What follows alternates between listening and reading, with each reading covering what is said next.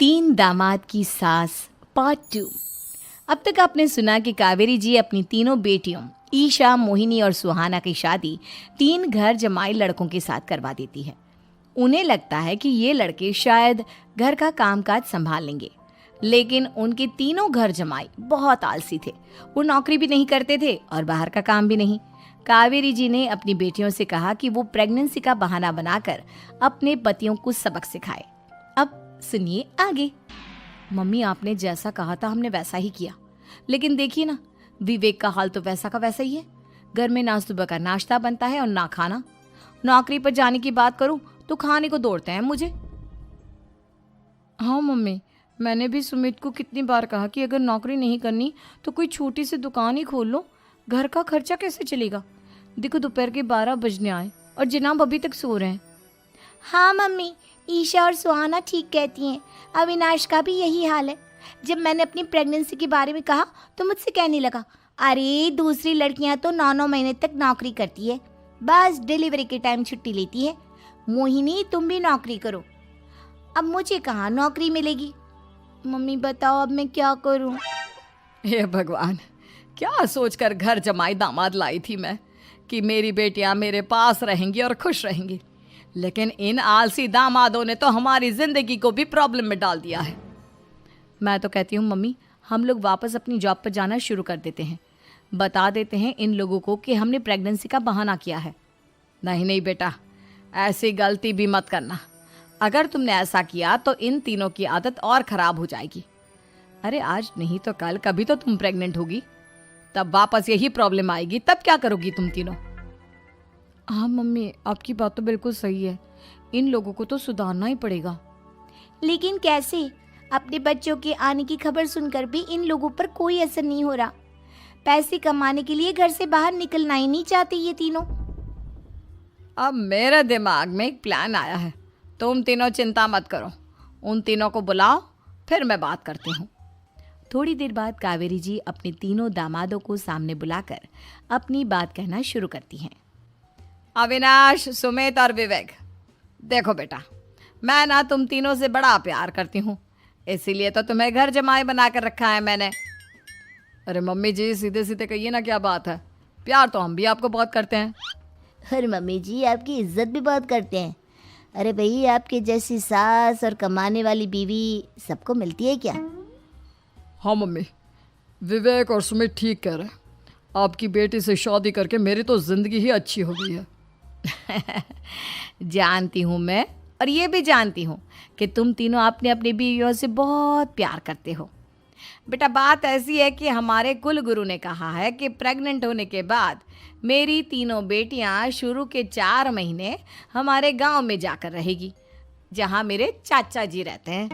अरे लेकिन क्यों मम्मी, गांव में जाकर रहने की क्या ज़रूरत है इन तीनों को? वो क्या है ना बेटा, हमारे परिवार को एक श्राप है। अगर मेरी बेटियों ने यहाँ पर बच्चा पैदा करने की कोशिश की तो उनके बच्चों को कुछ भी हो सकता है। इसलिए अब से लेकर 4 महीने पूरे होने तक इन्हें गांव वाले घर में रहना पड़ेगा। हाँ, तो इसमें प्रॉब्लम क्या है मम्मी जी? हम भी वहाँ जाकर रहेंगे, पिकनिक मनाएंगे। अरे भाई, बीवी जहाँ हम भी वहाँ। हाँ यार, आइडिया तो बहुत अच्छा है। शहर की ज़िंदगी में रह रहकर परेशान हो चुके हैं, अब कुछ दिन गांव में बिताएंगे। तुम लोग समझने की कोशिश क्यों नहीं करते? तुम में से कोई भी वहाँ नहीं जा सकता, और मैं यहाँ रहूँगी ना तुम तीनों के साथ। 4 महीने की तो बात है, उसके बाद ये तीनों ही लौट कर आ जाएंगी। ठीक है मम्मी जी, अब हमारे बच्चों का सवाल है तो ये तो करना ही पड़ेगा। कावेरी अपनी तीनों बेटियों को कुछ दिन के लिए घर से बाहर कहीं दूसरे शहर में रहने के लिए भेज देती है। कुछ दिनों के बाद, अरे मम्मी जी, बहुत दिन से पिज्ज़ा नहीं खाया, मंगवाइए ना। क्या बताऊं बेटा, पहले तो बेटियां खर्चा दे देती थी क्योंकि उनकी नौकरी थी, लेकिन अब तो मेरे पास पैसे ही नहीं बचे। थोड़े बहुत पैसे हैं जो बच्चों की डिलीवरी में काम आएंगे। लेकिन मम्मी जी, आपकी बेटियों को वापस आने में तो अभी बहुत वक्त बाकी है। वही सोच सोच कर परेशान हो रही हूँ। सोच रही हूँ कल से दूध भी बंद करवा देती हूँ। अब दूध वाले को देने के लिए पैसे भी तो नहीं है ना। अरे नहीं नहीं मम्मी जी, अगर दूध भी बंद करवा दोगी तो मुझे चाय कहाँ से मिलेगी? और चाय के बिना मैं तो मर ही जाऊंगा। क्या करूं बेटा, इसके अलावा हमारे पास कोई ऑप्शन नहीं है, मेरे पास पैसे ही नहीं बचे। इस तरह कावेरी जी धीरे धीरे अपने तीनों दामादों को पैसे देना बंद कर देती हैं और घर में खाने पीने की चीजें लाना भी बंद कर देती है।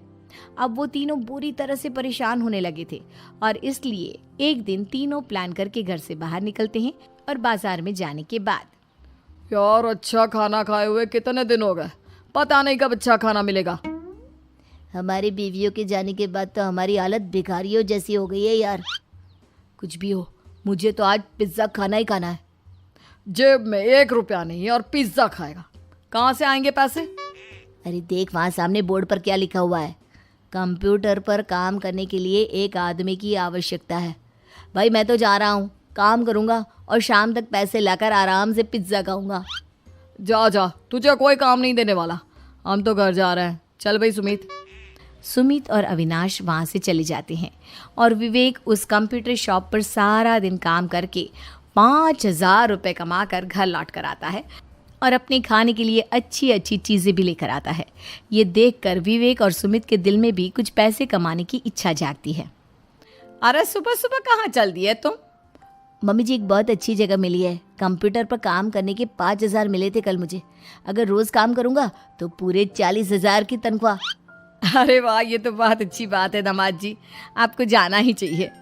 सुमित और अविनाश विवेक को इस तरह तरक्की करते देखकर परेशान हो जाते हैं और वो दोनों भी काम की तलाश में निकल पड़ते हैं। धीरे धीरे उन दोनों को भी काम मिल जाता है। अब कावेरी के तीनों दामाद छोटी मोटी नौकरी करके अच्छा पैसा कमाने लगे थे। एक दिन कावेरी उन्हें अपने पास बुलाती है। अरे वाह, विवेक 40,000 कमा लेता है, अविनाश 60,000 और सुमित तुम भी 40,000 के आसपास कमा ही लेते हो। कुल मिलाकर तुम अच्छे खासे पैसे कमा रहे हो बेटा। हाँ मम्मी जी, बहुत मज़ा आता है जब महीने के एंड में मोटी रकम हाथ में आती है। पूछिए मत मम्मी जी, घर में रहकर रोटी बना बना कर और तो जैसा महसूस होने लगा था मुझे तो। हाँ बेटा, तुम तीनों की बात तो बिल्कुल ठीक है और जानते हो अब तुम तीनों की पत्नियां भी वापस लौट कर आने वाली है। लेकिन मम्मी जी अभी तो उन्हें गए सिर्फ 2 महीने हुए हैं, आपने तो कहा था वो 4 महीने के बाद लौट कर आएंगी। ऐसा कुछ नहीं है बेटा, मैं सिर्फ तुम तीनों को सबक सिखाना चाहती थी कि आदमी घर में बैठकर बीवी की कमाई खाता हुआ अच्छा नहीं लगता।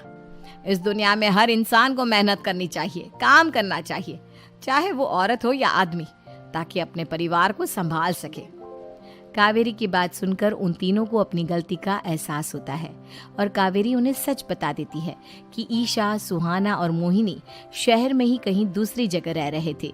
शाम के वक्त उन तीनों की पत्नियां लौट कर आ जाती है और कावेरी जी का परिवार एक खुशहाल परिवार की तरह रहने लगता है।